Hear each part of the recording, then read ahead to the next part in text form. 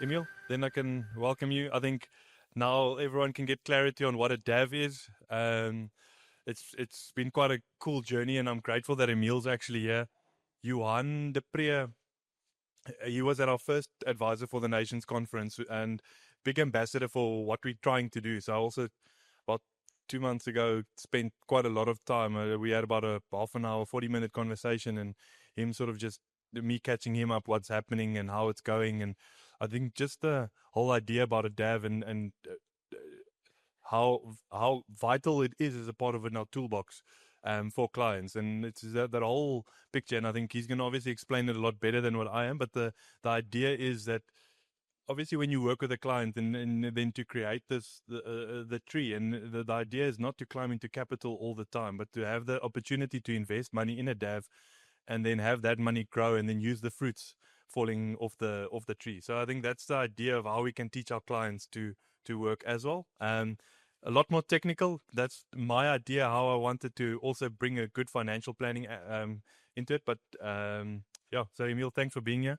Thanks for taking the time. Thank you. Appreciate you guys just journeying with us. I think the Tree of Life it's a big part of how we're going to go and move forward and from here. So Thank you. I'm afraid our North American guests may find a large part of the presentation particularly boring, as they know all about DAVs.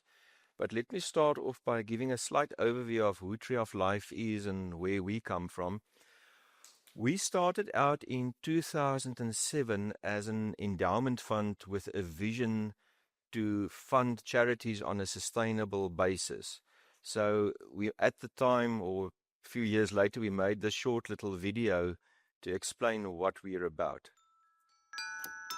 Traditionally, a donation made to a non-profit organization will be used immediately to fulfill a short-term need.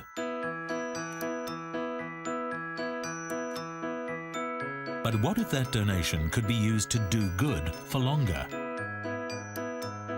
What if all it took was time and someone to nurture it? At the Tree of Life Foundation, we believe it can, by investing the bulk of donations that would otherwise have made a one-time difference. The impact is multiplied, and most importantly, sustained. This means that we can support selected charities, ministries, and NGOs for much longer, ultimately allowing us to realize our trust deed of feeding and clothing the poor, encouraging those without hope, and promoting the gospel of Jesus Christ.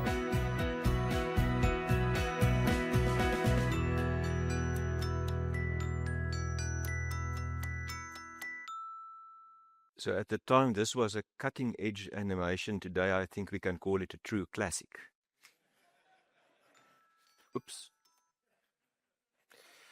Okay, so then we did that for a couple of years, and then in 2016 we said, okay, we have all these structures and approvals and the investment team in place. Why don't we open this up to other donors and share our infrastructure with them? So then in 2016 we started what we think was the first donor-advised fund in South Africa. So in the financial year that ended in February this year, we were processing transactions from multiple geographies, USA, Europe, about 71 million grants that were made in 2025, and the growth of new donors on the platform over the year was about 76%. So it seems to be taking off. But let's circle back a bit and look at what are some of the challenges a typical charity, NPO, public benefit organization faces in South Africa. In South Africa, we know that the government, a lot of the services that the government used to provide is no longer being successfully provided by government. And in many of those cases, the private sector has stepped in and lots of people are making lots of money selling services that used to be provided by government. Now, similarly, on the side of charities, you find that charities had to step up and do a lot of things that used to be done by government. So that is one of the challenges that they are facing, and they even from a regulation perspective, I think it would be fair to say that many charities think that government is hindering more than they are helping. I guess almost all charities face a challenge of limited funding. There always seem to be more need than available funds. The cost of fundraising is an issue. According to a survey by Trialogue, 29% of charities in South Africa spend more than 20% of their income on fundraising. So that is certainly a challenge, money that basically leaks out of the system, and we must try to make that more efficient. One of the original issues that Tree of Life tried to help solve is that charities face funding uncertainty. So in a specific year, they may be very successful with their fundraising and they have surplus money, but now they don't know whether they can afford to appoint a social worker, whether they can build on a wing to the charity, because they're not sure whether there will be money for the salary or the bond payment next year. And then most charities in South Africa have very limited reserves. According to that same survey, 52% of charities in South Africa have reserves of less than 3 months, and 36% of those have no reserves at all. So a DAV platform, once we've explained what it is, can hopefully help addressing some of these challenges. From the donor perspective, there's also some challenges in that many donors complain, and again, this is from a Nedbank survey that was done amongst high net worth South African individuals, is that they lack the information they need to make a proper giving decision. Then they also say that one of the things that causes them to give less than they would like to give is that they're not sure that they can trust the charities to use the money well. There are inefficiencies and leakages in the system, as we've explained. Many of them say that more strategic giving is too time-consuming and too difficult. And then there's one that generally people's wish to give coincides with the availability of money to give. So I've now sold something, I've sold my business, I have money, I want to give now, but the awareness of the need does not necessarily coincide with that. So the person has the wish to give, but he doesn't really yet know who to give to, and because he doesn't know who to give to, he may end up not giving at all. And then the problem that in South Africa at this moment, giving and donations generally are a bit divorced from the financial and estate planning of most clients. So what is needed? We need a more professional NPO sector. We need scale to that. To do that, we need the products. We need to involve financial planners and integrate that in a client's overall plan. We need more of a multiplication mindset. We need that clients make informed decisions about what they're going to give. If we can scale up some of these things, it would be more efficient. We need to reduce the cost of giving as a percentage of the giving, and we need to increase the flows that flow through South African charitable organizations. So we want to optimize the allocation of capital, and for that we need certain niche products. Which then brings me to, what is a donor-advised fund? And there are various ways in which one can try and define it, and maybe in question time some of our North American guests can help and come up with a few more ones. But let's for the moment say it's a charitable investment account with the sole purpose of supporting charitable organizations that the donor cares about. So it functions a bit as a giving hub that links donors and charities. It started in the USA in the early 80s. The people who thought that up, I think, with the National Christian Foundation, It's quite a big industry today. The latest number I've heard is that it's got more than $250 billion in assets under management currently in DAV accounts. But what's almost more impressive is that annually the amount that flows through in the form of grants is between 60 and 70 billion US dollars that flow through that. So another attempt to explain it. In traditional giving, a donor would be faced with needs or calls for funding from various charities, and that donor would then separately give to each charity one at a time. So, and most charities in South Africa are not able to accept gifts in the form of, let's say, listed shares or collective investment schemes or anything of that nature, or more complex gifts, because usually there's not enough scale for them to make it worthwhile to put in place the structures that can accept that. So if you interpose a DAV platform, it's basically like an umbrella charity. So various donors can give money to the DAV platform, which is housed within, in South African terms, a public benefit organization. That platform, the donor advised fund platform, creates an account for each donor.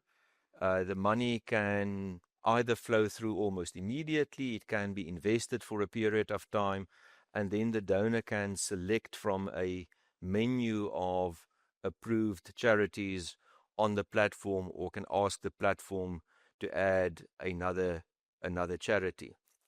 So the donor decides which charity should ultimately benefit and when that charity should ultimately benefit.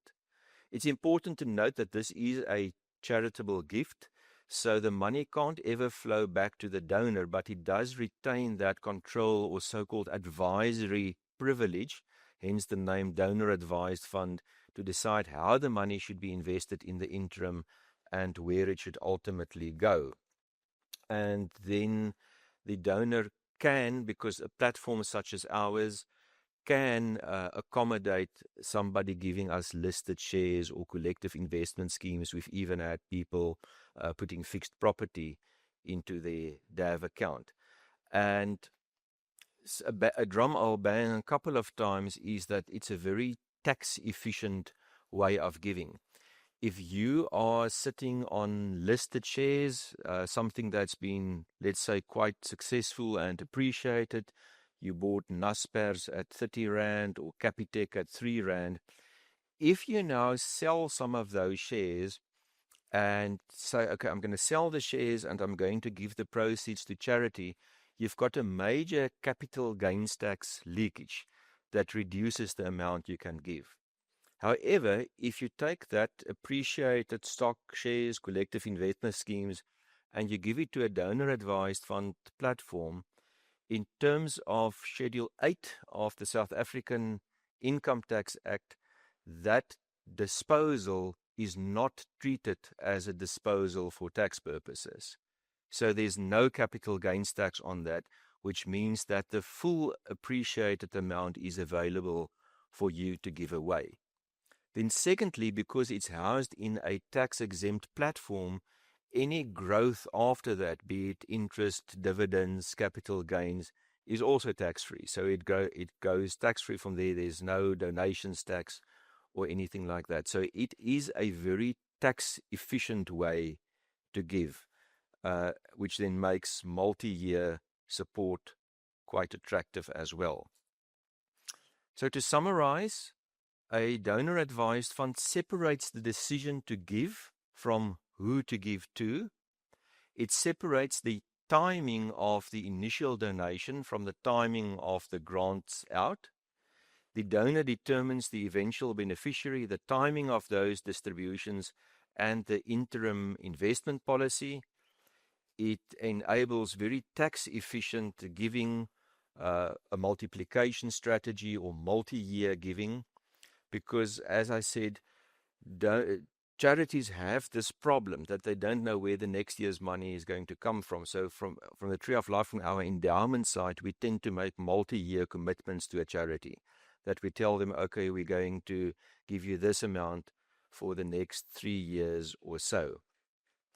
It makes the administration easier for the donor. It provides certain scale and governance benefits, to which I will return, because donors generally really do not have the ability to do thorough vetting of charities, whereas the platform, because multiple donors may be giving to the same charity, it makes more sense that the vetting is done at the platform level.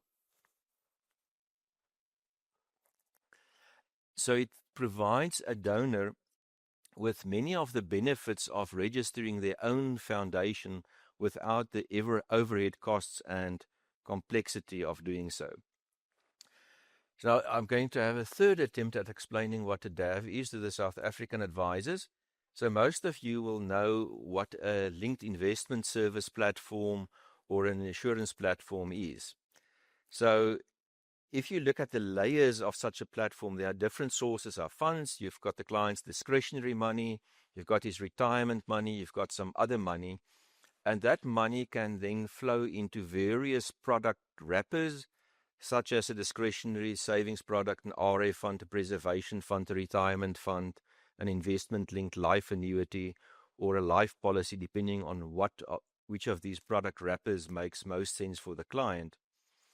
And all of these product wrappers can really invest in pretty much the same investment options, be they unit trust, be they shares or bonds, be they offshore, be they segregated managed portfolios, be they life insurance portfolios or hedge funds. And then the destination of those proceeds would usually go back to the investor or the investor's dependents. So a DAV is actually very similar to such a platform. But in the case of a DAV, your source of funds would be that you have foreign tax deductible donations, something to which I would return, foreign non-tax deductible donations, South African tax deductible donations, South African non-tax deductible donations, and then money from a charity. Because although I said that most charities in South Africa do not have reserves, a few of them do. So one of the services we render to charities is that they basically use us as a treasury function, that from the charity side, they put money into a DAV for the charity, and we manage that for them. So that's where the money comes from. Then the platform, we have a Section 18A, the tax-deductible version of it, and we have the non-tax deductible version of it. And underneath those, we have the various investment options. Because of the restrictions on the tax-deductible side, there are much fewer investment options available on that side. I guess you guys know about all those, but we can discuss that if you want to.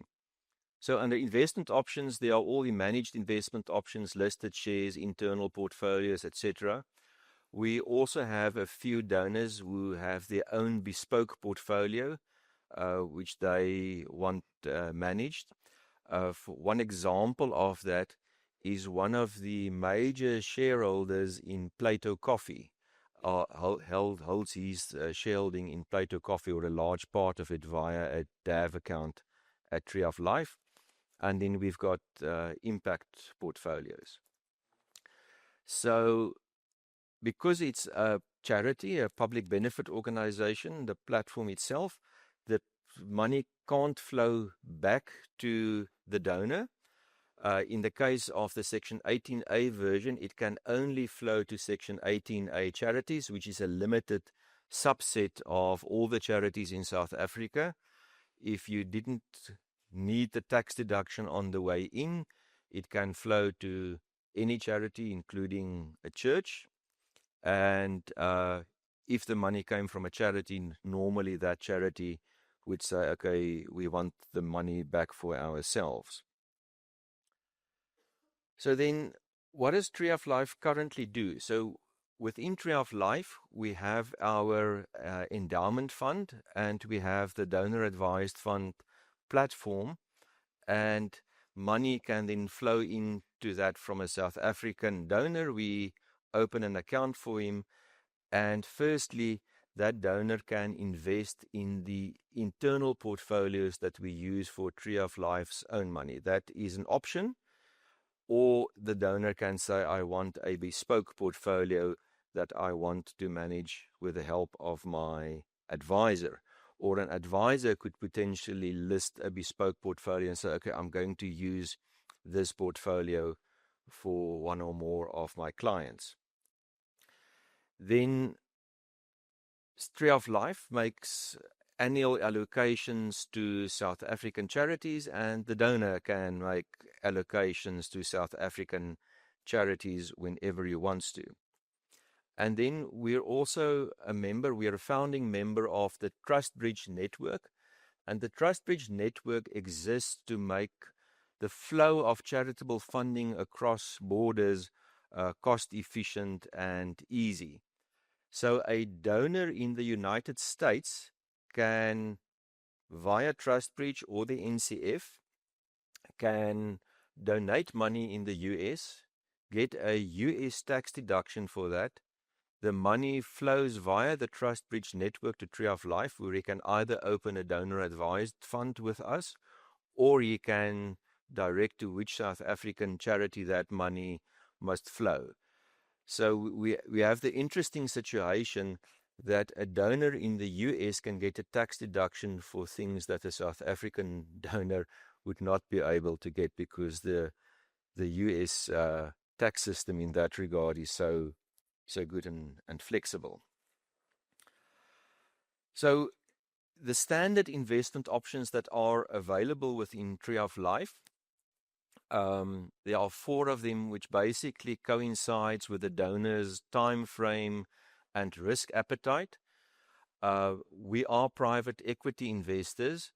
The short-term fund and the medium-term fund, we outsource the management to asset managers in whom we have a private equity interest, and they give us a fee-free class for those investments. So it's from a fee perspective, that makes it quite attractive. And the long-term fund, which is a private equity fund, we manage in-house, and the impact fund we manage in-house. So looking at the short-term fund, that's low-risk investments. It's basically money market and income funds underlying. So it's aimed at the donor with a short time horizon who would like to give that money to a charity within, say, a year, or the donor who says, I absolutely want to take no risk or very limited risks with my charitable money. And that is currently the only option that is available if the donor wanted a Section 18A deduction, because of the vast constraints that Section 18A puts on the donor. So on the one side, it's a limited number of charities that you can grant to, but the donor is also forced to at least half the money that is put in a specific year, he needs to on-grant within the next year. So money tends to flow a bit quicker through that. Then the medium-term fund invests in listed equity, collective investment schemes, which the North Americans would probably call mutual funds, hedge funds, etc. Medium-term horizon. Because of the presence of hedge funds in our terms and conditions, we say that the liquidity of that may be delayed by up to 60 days, but generally that money is basically available immediately. Then the long-term fund that we manage in-house is a return first, impact second portfolio, but we do screen those investments fairly rigorously for ethical alignment. And what we found is our private equity investments are often a godsend for the entrepreneur, the Christian entrepreneur who needs capital to expand or who wishes to retire. Because if he would go to a secular fund to do that, then, as Johan de Pree always says, capital has an agenda. And the fact that you're a provider of capital gives you influence. So many of those entrepreneurs may face some pressure to compromise on their values in the interests of returns if they were to accept purely secular money, and that for many of them is not an attractive prospect. So they prefer to deal with us. So that portfolio does not offer guaranteed liquidity. We managed in such a way that at least 2.5% of the fund value is available for liquidity. And liquidity also becomes available if there's an event in the underlying portfolio that we exit an investment or based on new inflows. So we're fairly conservative in that we don't promise liquidity, but in general, people who wanted to exit that portfolio to make grants, etc., were able to do so within what I would consider to be a reasonable time frame. And then the impact fund is an impact first fund, long-term investments in higher risk, positive impact investments. The benchmark there is, okay, we try that you don't at least not lose your money. Although paradoxically the fund has done quite well, and there's no guaranteed liquidity because of the nature of these impact investments. So around grant making, for all of the grants that are made, we do some essential vetting, at least looking that it's a registered charity, that they are registered with SARS, that they operate in South Africa. We check the bank details, etc. And for our own giving, we obviously go into much more detail, and donors can also ask us to go into more detail. And what we've found since last year is that some donors have asked us that they want to contribute to the Tree of Life giving pool, where the Tree of Life trustees decide where the grants should go, that they add the money to what is given by the Tree of Life Endowment Fund. I'm not really going to go through this. This is basically where you could potentially have a discussion like that with your clients if there's a big event, when there's tax planning, when there's complex assets that might be donated, and as part of the whole estate planning. But I think you would obviously know all of that. Now, when it comes to having a philanthropic charitable giving discussion with your client, the advisor actually faces a bit of a conflict of interest in some respects. Because if you now tell your client it's a good idea to give money to charity in the normal situation, that advisor realizes assets that is under your advice or under your management and gives that to the charity, and you lose the money under advice or the money under your administration, and hence you lose the income on that. So it's a bit difficult, and I mean, many Christian advisors would do the right thing, but it is more difficult. I think it's slightly easier if you ask the client to put the money into a DAV, because it is possible for you to retain that money under advice. The donor can appoint you as the advisor on his DAV, and he can say that he still wants to pay you a normal trail fee on that. How that would legally work is that because the assets would belong to Tree of Life would become your clients, and we would have a back-to-back arrangement with the donor. So if the donor says, okay, he wants to pay you 25 basis points or 50 basis points, we'd recover that from his account and pay it over to you. For advisors and advisor groups that have, for example, their own collective investment scheme, it's also possible that we can list that on the platform for you. So this, I think, a donor-advised fund, not necessarily ours, but I think you will have very few choices other than us in South Africa, gives you the ability to enter into that area of your client's life as well, without necessarily losing income. Gives you the deeper client relationship, simplifies your practice. So if you use Vincent's system and you use our DAV, just think how easy your life will become. And for the client, it unlocks the tax efficiency. It creates that ability to have a legacy, to involve the children in the giving decisions. And what many donors do is that they say, okay, I'm going to involve my children, and if I pass away, my children should take over as the advisors on the fund. If there's anything more you want to know, we've got lots of resources available. Just contact us. I don't think we really need to go through any of this. We can accept most kind of assets. Maybe you know by now what a DAV is, where it can fit into your business, what the benefits are.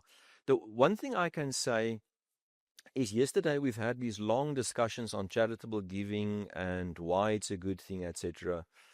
I think the role of a donor-advised fund platform and ourselves is to provide some of the plumbing that facilitates that flow of money, that we can handle money flowing from overseas into South Africa. We also have the ability for foreign grants, not to a slightly limited extent, that money can flow out via the Trust Bridge network as well. If you're interested, I can explain you why I say there's a bit of a limited ability. And in all the local stuff.